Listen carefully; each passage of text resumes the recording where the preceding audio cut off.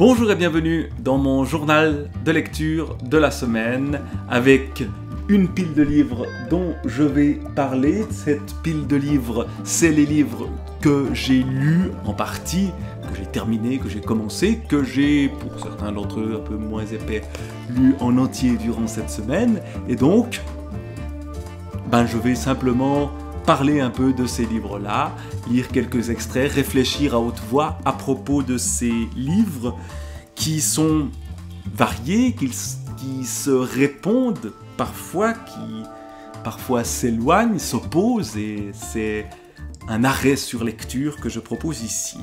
Alors, par quoi commencer? C'est toujours assez arbitraire, mais commençons peut-être par un petit livre que j'ai lu dans son entier durant la semaine, un peu moins d'une centaine de pages. Ce livre, il m'a parlé parce qu'il est proche géographiquement du lieu où je vis, même si le nom de l'endroit n'est pas mentionné, je l'ai deviné. Il s'agit d'un été à M de Robin Corminboeuf.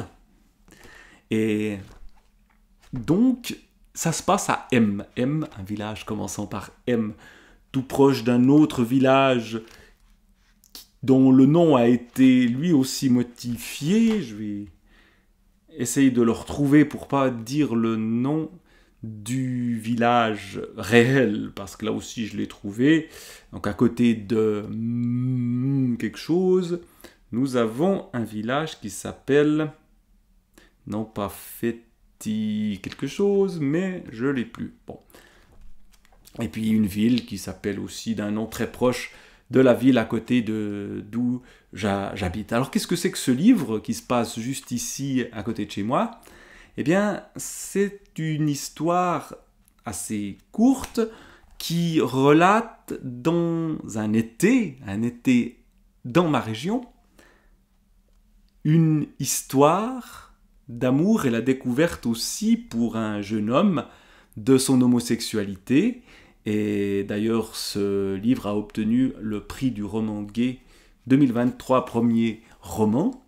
Et donc, il raconte la découverte de soi, mais aussi de ce que cela pouvait dans l'époque qui est mentionnée ici, l'époque où ça se passe, à la fin du XXe siècle.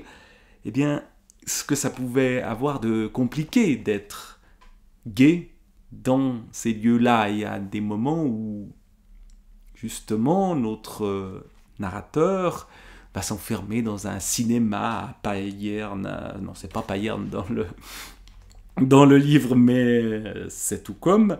Et où il va justement nous raconter, non pas le film, parce qu'il ne le regarde pas, mais justement sa rencontre charnelle avec un jeune homme de 17 ans comme lui. Et puis il y a aussi, en plus de ces découvertes liées à l'intimité, liées à l'homosexualité, à ce que cela décale par rapport au reste du monde, ce qui m'a aussi beaucoup plu et parlé, c'est que cette jeunesse, elle me fait penser à la mienne, non pas par l'expérience homosexuelle qui n'est pas la mienne, mais par justement le monde agricole, le monde du tabac. L'été, dans la région de la Broye, à M, ou à C, qui est plutôt le nom de mon village à moi, eh bien, on cueille le tabac. Et tout cela se fait avec une manière qui me parle, ou en tout cas, ces descriptions-là, je les ai lues nulle part ailleurs, parce que c'est pas une thématique, la cueillette du tabac, qui est très fréquente dans la littérature, mais moi, elle me parle parce que je l'ai vécu aussi. Alors, je vais essayer de retrouver un passage sur la cueillette du tabac, si je le retrouve. Voilà. Depuis toujours en été, j'ai vu le père se lever à l'aube, avant qu'il ne fasse trop chaud, quand la rosée est encore coincée sous les grandes feuilles vertes du tabac. Il s'assure que tout le monde soit prêt à 6h30, 7h maximum, assis sur le char accroché à l'arrière du tracteur. Tout ça, c'est purement du vécu pour moi aussi. Peut-être c'était un tout petit peu plus tard quand même. Mais c'était 7h, oui, ça devait être 7h. Plutôt que 6h30. Il fait vrombir. Il fait vrombir le moteur devant la ferme, puis klaxonne pour presser les retardataires. Le long des chemins de campagne, les têtes encore endormies des ouvriers sont secouées par les irrégularités du bitume. Au champ, il faut s'asseoir dans la terre brune et humide, en bout de ligne, les jambes en avant, les fesses mouillées, après quelques instants, les ongles très vite remplis de crasse. La poisse coule du tronc et colle aux doigts. L'odeur envoûtante de la plante envahit les environs de M durant toute la saison. Je déteste cette odeur. Ça, c'était pas mon cas. Moi, j'aimais bien ça. Je fais tout pour éviter d'aller cueillir le tabac. Ma parade, cuisiner. Là, nos expériences s'éloignent. Passer la matinée à préparer le repas de midi pour tout le monde. Les lignes de tabac sont interminables, rythmées de part et d'autre par les plantes immenses, dressées jusqu'à 2 mètres de haut en fin de saison, début septembre, et surplombées par de petites fleurs roses. Il faut arracher les feuilles une à une, et on entend le craquement sec de la tige que l'on détache du tronc. De ces feuilles, il faut faire des tas, et surtout, ne pas les soulever trop haut, pas faire des trop gros tas, j'ai entendu ça toute ma jeunesse, sans quoi elles s'accrochent aux autres feuilles, pas encore cueillies, et se collent les unes aux autres. Alors elles pourraient s'abîmer. Les mouvements sont répétitifs, détacher une feuille, puis une autre, puis encore une, à gauche, à droite, et faire des piles, faire avancer les piles, et avancer son corps, puis recommencer. Une fois la ligne parcourue, se lever, rebrousser chemin pour ramasser les tas. La rosée s'accroche aux vêtements déjà humides et il faut se faufiler dans cette jungle verte immense. Chaque tas, pris à même le sol, est porté sur les épaules jusqu'au bout de la ligne. Là, le char attend. On le chargera tas par tas, pour ensuite le ramener au hangar avant qu'il fasse trop chaud, avant que la rosée se soit complètement évaporée et que la chaleur étouffante rende le travail au champ insoutenable. Ensuite, détasser les feuilles et les enfiler une à une, les faire passer manuellement dans une machine qui percera la cueillette du jour d'une ficelle blanche, puis nouer solidement ce cordon blanc à chaque bout d'une latte en bois. Faire attention à ne pas se blesser avec une écharde. Incisées à chaque bout, les lattes sont suspendues au toit du hangar par des cordes brunes bien plus épaisses que les ficelles. À partir de ce moment-là, le père régule l'humidité ambiante grâce au volet d'aération. Il attend patiemment que la chaleur fasse son travail, d'abord brûlante, puis plus calme, de l'été jusqu'à l'automne et enfin l'hiver, quand il doit trier les feuilles une à une. Voilà, le monde du tabac qui est un monde que je connais, et il y a quelque chose de très très marquant de lire une expérience précisément vécue. Évidemment, beaucoup de choses s'éloignent, toute l'expérience sensuelle racontée ensuite, et ensuite la mort qui rôde, c'est quelque chose qui rend ce livre aussi tout à fait parlant et marquant, mais ça se passe là, dans mon monde à moi, et de lire ailleurs que dans son petit bloc, son petit monde, des choses qui sont d'ici, ça fait plaisir. Je crois même d'ailleurs qu'un film va se tourner à partir de ce livre, donc de Robin Corminboeuf, Un été à M. Et donc, ce personnage de narrateur ici, de jeune homme homosexuel, n'ose pas évidemment dire ce qu'il vit à sa famille.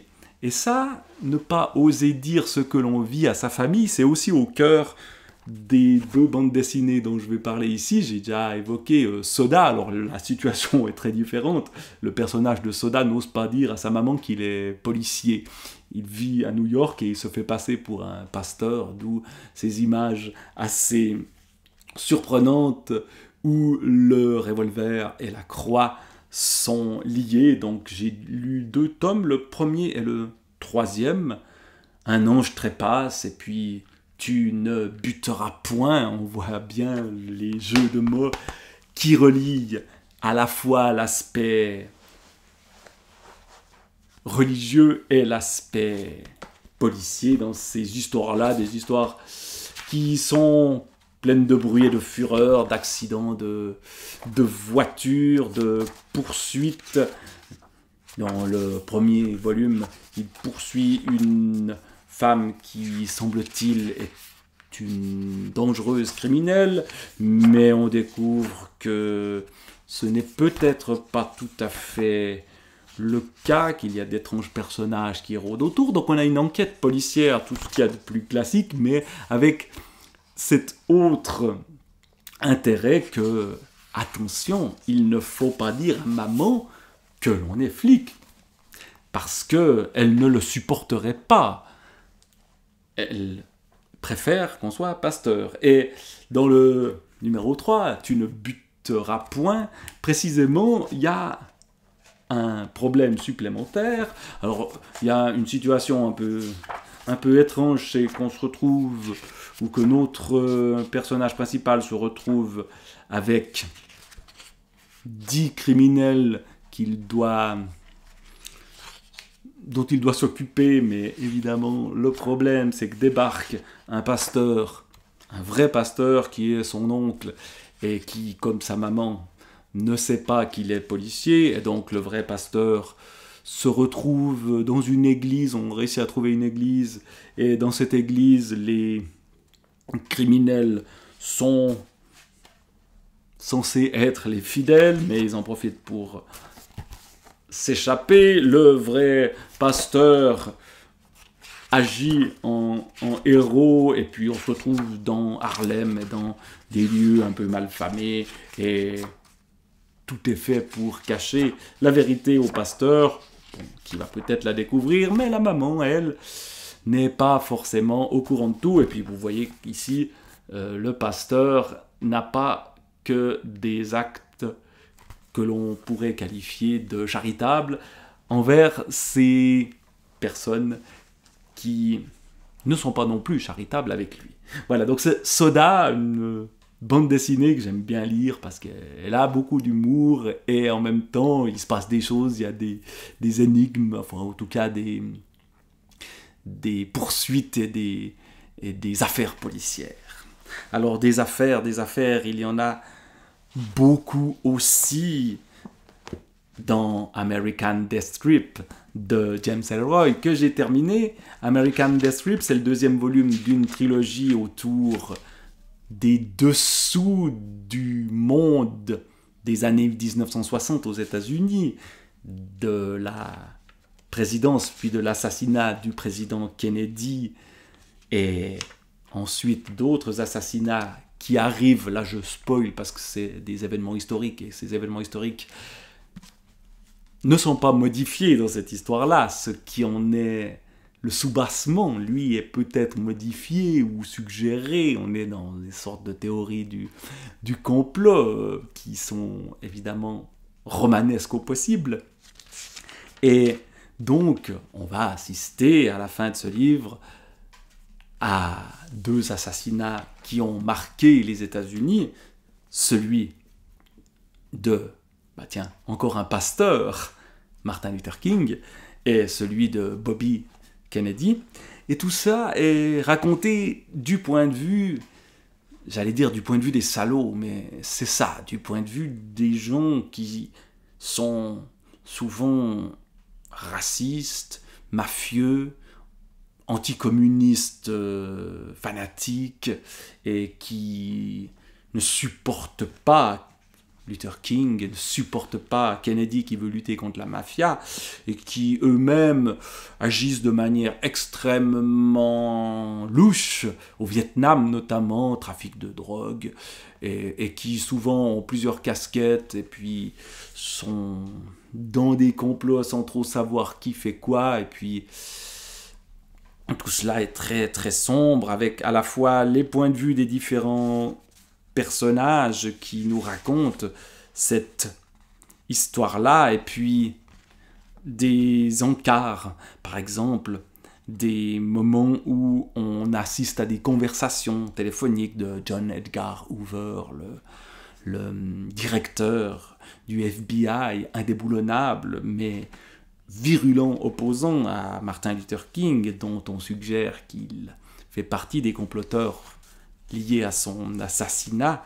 Et donc, tout ceci nous montre cette Amérique noire, noire non pas au sens l'Amérique des Noirs, mais cette Amérique sombre, cette Amérique qui peut-être est en train de revenir là au grand jour avec des gens comme Trump qui ne se cachent plus aujourd'hui. Et on manipule des gens un peu faibles pour commettre les assassinats, pour avoir des boucs émissaires. Par exemple, il y a un Arabe qui sera l'assassin de Bobby Kennedy, mais qu'un détective privé du nom de Fred Otash va manipuler. Voilà par exemple un petit extrait où il est question de cet Arabe. Los Angeles, on parcourt tous les États-Unis, plus le Vietnam, plus des bouts, on s'aventure vers Cuba, etc. Los Angeles, 8 avril 1968. Un Arabe fou. 2 noms identiques. C'est Wayne qui avait parlé de lui. Wayne avait dû lui remonter les bretelles un jour. L'Arabe devait du fric aux cavernes. L'Arabe avait des tracts racistes dans sa piole. L'Arabe avait un flingue.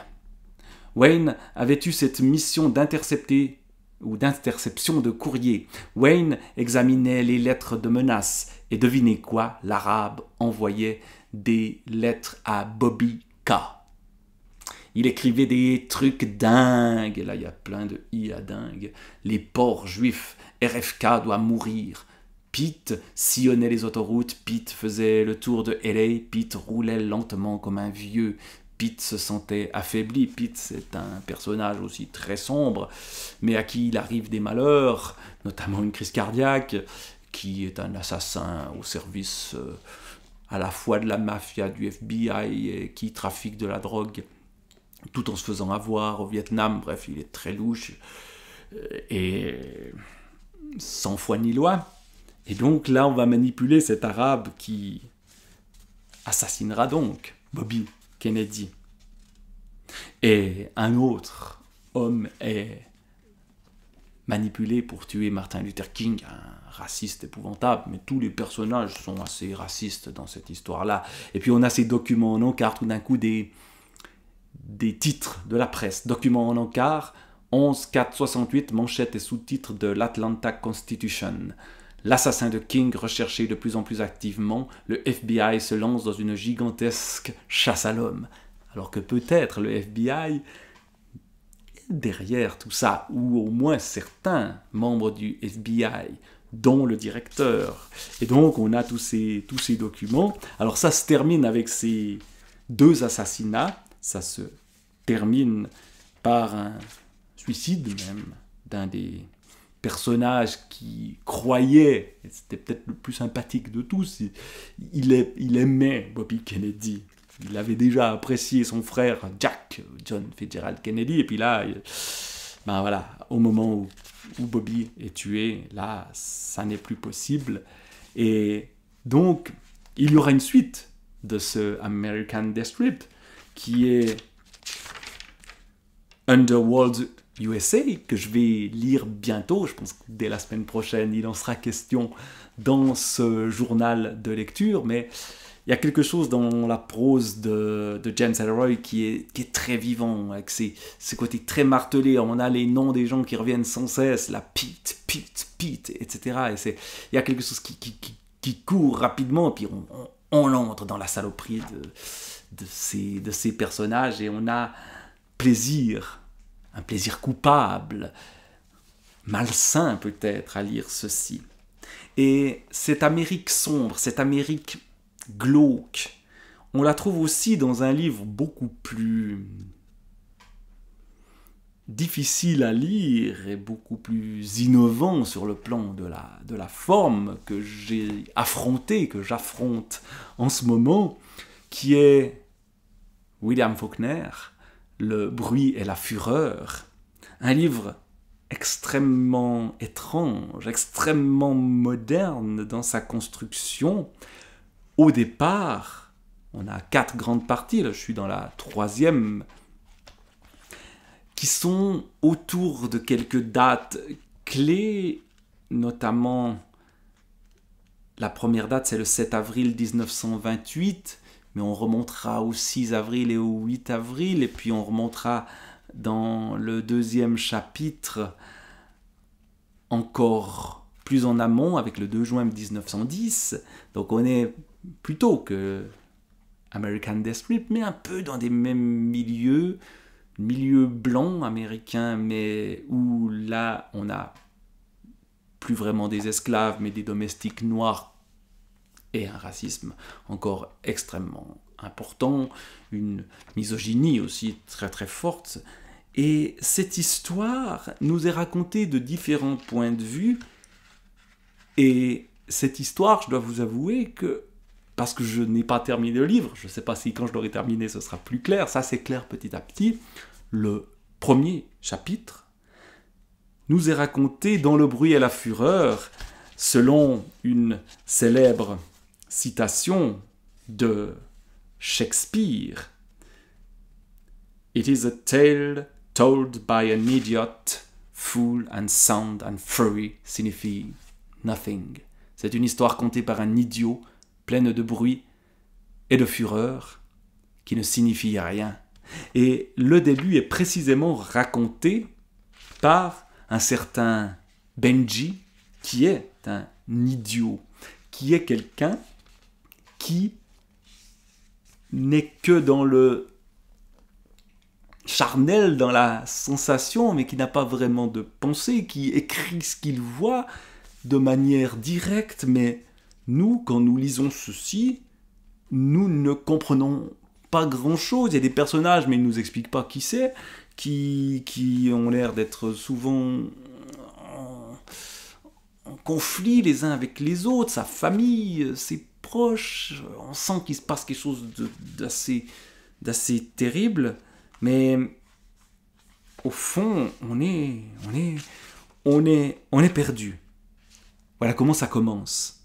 À travers la barrière, entre les vrilles des fleurs, je pouvais les voir frapper. Ils s'avançaient vers le drapeau et je les suivais le long de la barrière. Luster cherchait quelque chose dans l'herbe, près de l'arbre à fleurs. Ils ont enlevé le drapeau et ils ont frappé. Et puis ils ont remis le drapeau et ils sont allés vers le terre-plein. Et puis il a frappé et l'autre a frappé aussi. Et puis ils se sont éloignés et j'ai longé la barrière. Luster a quitté l'arbre à fleurs et nous avons suivi la barrière et ils se sont arrêtés et nous nous sommes arrêtés aussi. Et j'ai regardé à travers la barrière pendant que Luster cherchait dans l'herbe. Mais qu'a-t-il vu derrière cette barrière? Lui-même ne sait pas trop. Et donc, on a ce récit raconté par un idiot, par quelqu'un qui ne comprend pas ce qu'il voit et qui n'est que dans les réactions du corps. Et puis ensuite, on remonte, donc ça c'est en 1928, on remonte en 1910, et c'est un autre personnage qui nous raconte là aussi de son propre point de vue et dans un discours intérieur de plus en plus difficile, une histoire avec une femme, une montre cassée, et puis il marche avec une petite fille, on ne comprend pas trop non plus ce qu'il fait. La femme, sa sœur, qui est très très très très proche de lui, se marie, il a l'air de ne pas supporter ça, il rencontre le futur mari, et puis finalement, la fin de cette première partie est assez terrible. Et je vais peut-être là, non pas lire le début de la première partie, mais lire sans forcément l'expliquer, la fin de la deuxième partie. La dernière note résonna.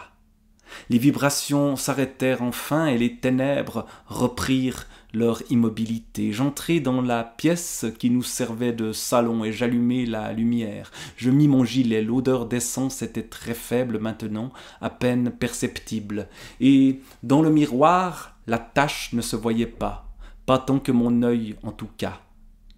Je mis mon veston, j'entendis le froissement de la lettre de Shreve à travers l'étoffe. Je la pris et en examinai l'adresse, puis je la mis dans ma poche de côté. Ensuite, je posai la montre dans la chambre de Shreve et je la mis dans son tiroir, puis j'allai dans ma chambre. J'y pris un mouchoir propre et j'allai à la porte et je mis la main sur l'interrupteur électrique.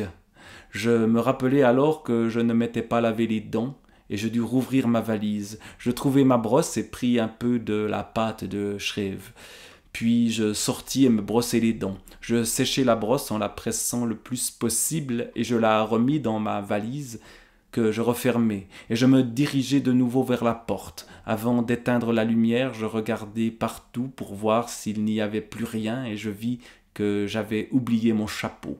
Il me faudrait passer par la poste et j'étais sûr d'en rencontrer et il me prendrait pour l'étudiant typique de Harvard qui veut jouer au senior. J'avais oublié aussi de le brosser, mais Shreve avait une brosse et je n'eus pas à rouvrir ma valise. Voilà, cette fin étrange où on doit tout deviner. Et dans le chapitre suivant, on arrive au 6 avril 1928, on change de point de vue, un certain Jason qui lui est beaucoup plus dur et qui raconte notamment le déshonneur de sa sœur, de sa nièce semble-t-il aussi, et on voit bien que là il se passe quelque chose d'extrêmement sombre, avec à nouveau point de vue, et en rassemblant ces points de vue, on construit petit à petit un tableau extrêmement dur de cette vie et ce bruit et cette fureur, même si, comme je suis encore dans la lecture du livre, j'ai de la peine à savoir exactement ce qui se passe. Et donc, j'en reparlerai la semaine prochaine quand je l'aurai terminé, peut-être avec plus de clarté, mais c'est difficile d'être clair là-dessus. Mais en tout cas, c'est tout à fait fascinant d'entrer dans un livre où, au départ, on ne comprend rien. Et on se met à la place d'un personnage qui, lui aussi, ne comprend rien. Et ensuite, on se met à la place d'autres personnages qui en comprennent un peu plus, ou de plus en plus. Mais tout ça, quand même, nous brouille un peu l'esprit, et ça part un peu dans toutes les directions. Alors, ne rien comprendre, c'est peut-être aussi en partie ce qui m'est arrivé avec ce livre, alors là, beaucoup plus rationnel, La fatigue d'être soi, dépression et société de Alain Ehrenberg, un livre d'un sociologue, mais qui parle beaucoup de psychologie et donc de dépression, de médecine aussi, et qui justement essaye de comprendre pourquoi dans nos sociétés la dépression est partout. Et qu'est-ce que ça dit sur le monde dans lequel nous vivons et l'évolution sur un siècle à peu près de la dépression suscite une réflexion que j'ai trouvée tout à fait intéressante, d'une sorte de perte du sujet qui est peut-être déjà incarné dans la manière dont les choses sont racontées dans Le bruit et la fureur. Il n'y a pas une personne qui raconte et qui sait tout, un narrateur omniscient, et nous-mêmes, dans nos propres vies, ne sommes plus narrateurs omniscients peut-être. Et donc, les sujets se démultiplie. C'était le cas aussi chez James Ellroy donc, et chez William Faulkner.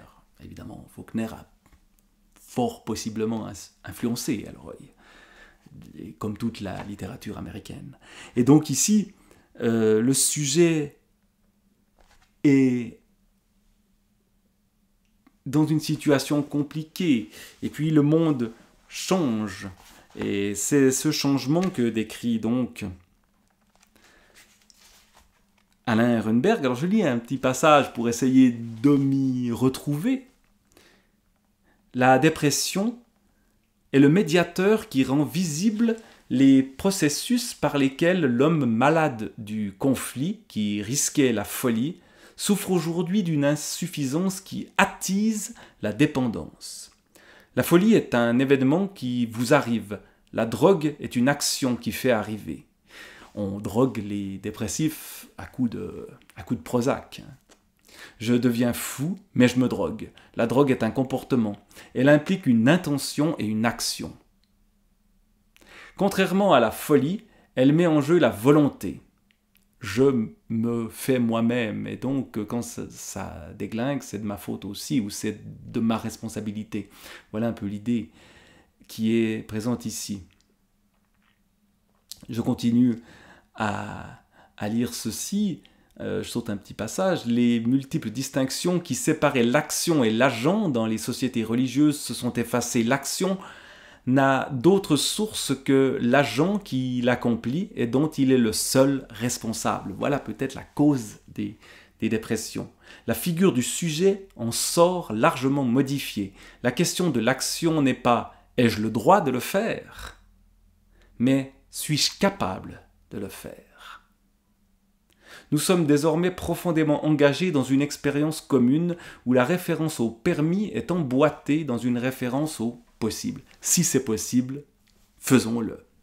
En gros, c'est ça. Il n'y a plus d'interdit fondamental.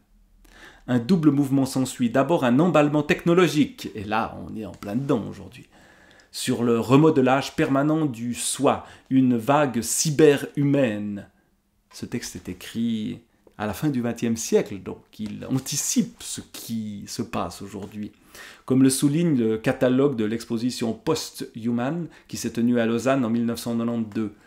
De plus en plus de gens comprennent qu'il n'y a plus la moindre pertinence à tenter de guérir un désordre de la personnalité. La dépression, on n'en guérit pas, mais on peut vivre avec grâce aux antidépresseurs. C'est ce qui est développé très longuement avec beaucoup de détails auparavant. Donc, un désordre de la personnalité.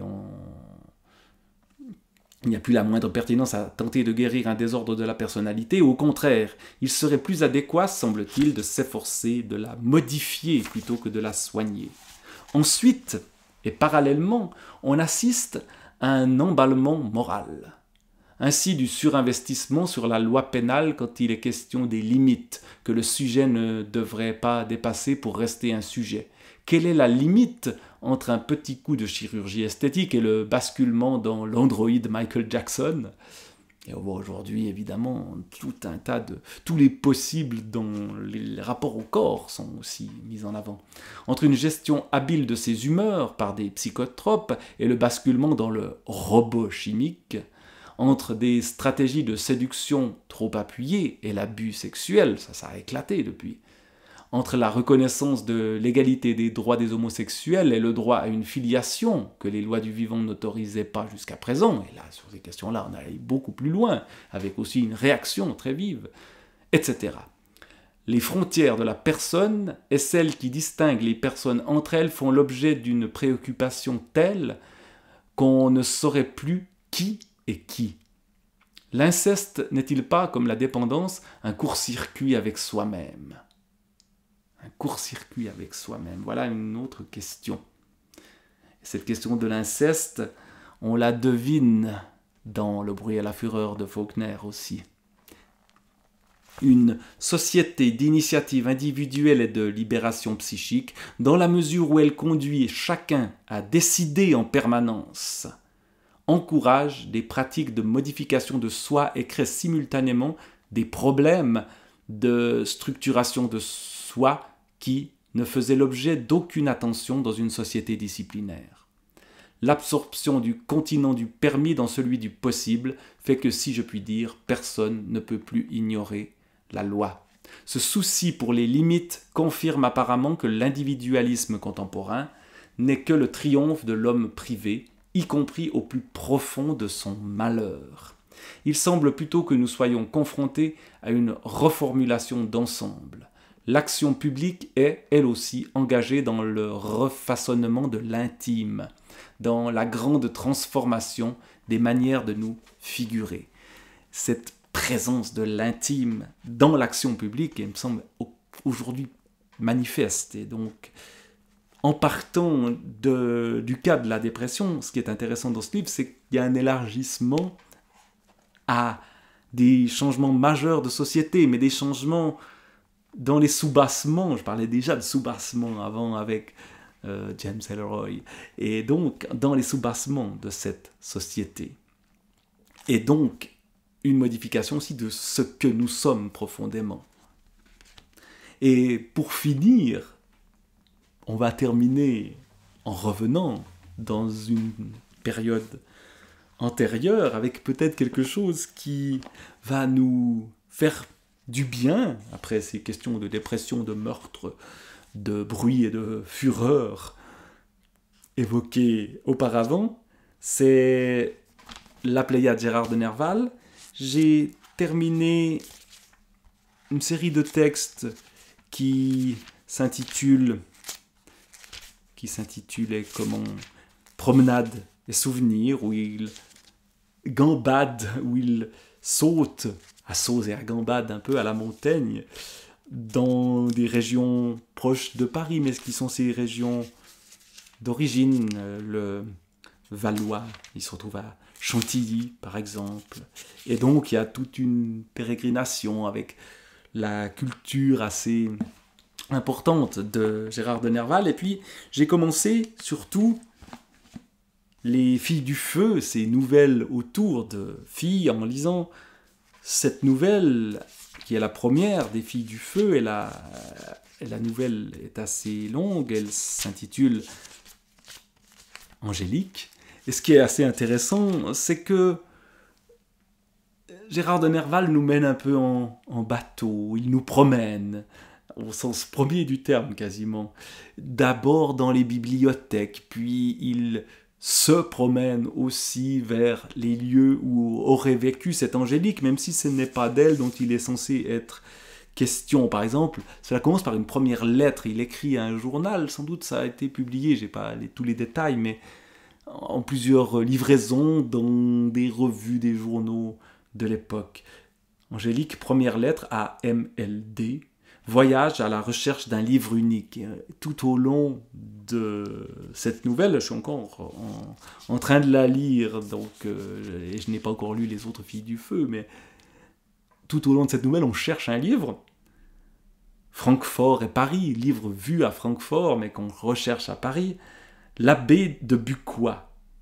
Voilà le thème du livre en question. Sauf que entre deux, on s'arrête et qu'on découvre que cet abbé a une ancêtre qui s'appelait Angélique et qu'elle a une aventure. Et on lit donc l'aventure où elle s'amourache d'un homme qui n'est pas assez noble pour elle, qui est un fils de charcutier. Et puis, donc on nous raconte cette histoire-là. Puis, entre deux, Gérard de Nerval nous raconte toujours sa quête du livre autour de l'abbé en question. Est-ce qu'il va le trouver, est-ce qu'il ne va pas le trouver? Il entre dans les bibliothèques, il y a des scènes assez pittoresques ou savoureuses sur le monde des bibliothèques. J'attendis la semaine de Monsieur Ravenel. Par bonheur, je rencontrai, le lundi suivant, dans la salle de lecture, quelqu'un qui le connaissait et qui m'offrit de me présenter à lui. Monsieur Ravenel m'accueillit avec beaucoup de politesse et me dit ensuite « Monsieur, je suis charmé du hasard qui me procure votre connaissance et je vous prie seulement de m'accorder quelques jours. Cette semaine, j'appartiens au public. La semaine prochaine, je serai tout à votre service. » Comme j'avais été présenté à M. Ravenel, je ne faisais plus partie du public. Je devenais une connaissance privée pour laquelle on ne pouvait se déranger du service ordinaire. Cela était parfaitement juste d'ailleurs, mais admirez ma mauvaise chance, et je n'ai eu qu'elle à accuser. On a souvent parlé des abus des bibliothèques. Ils tiennent en partie à l'insuffisance du personnel, en partie aussi à de vieilles traditions qui se perpétuent.